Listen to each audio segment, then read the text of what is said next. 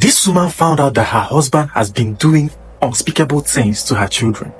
You won't believe the action she took. It was in July 2021, Corinna Smith found out from her daughter that her husband, Michael Benz, had sexually assaulted her and her son, Craig, who took his life in 2007 when they were younger. Filled with rage, on that particular day of the incident, she returned home and filled a bucket from her garden with boiling water and mixed it with 3 kg of sugar.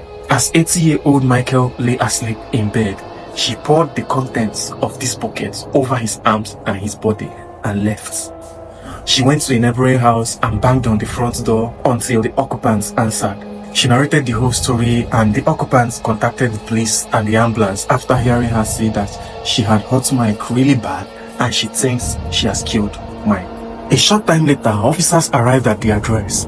They found Michael in excruciating pain and whimpering in bed with the skin on his right arm and hand peeling off. Michael suffered a 3rd-degree burn on over 30% of his body, and he was eventually taken to the hospital and remained in the burns unit for 2 weeks. The doctors tried everything to keep him in a stable condition, but gradually his condition started deteriorating and he passed out eventually. Smith was initially charged with grievous bodily harm, but shortly after the death of her husband, she was charged with murder. She was found guilty and was handed a life sentence to serve a minimum of 12 years before parole would be considered. Now, do you think this is a harsh sentence on her? Because many people believe that she took this action because of what had happened to her children, and even because her son had to take his own life because of what he has been passing through.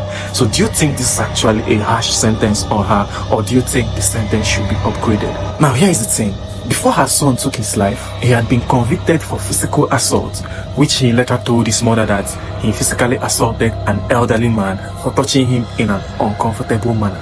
He didn't disclose the identity of this elderly man to her, and she didn't even suspect that the elderly man in quote would be her husband. But she said she later made this connection between what Craig, her son, had told her and what her daughter had said, and this was what got her very livid. And she also argued that the intention wasn't to kill the husband, but she acted based on anger. What's your thoughts? If you like this video, please don't forget to share it with your friends. Don't forget to like, and don't forget to follow this page. Help us grow. Most importantly, I want to know your thoughts. Share it on the comment section.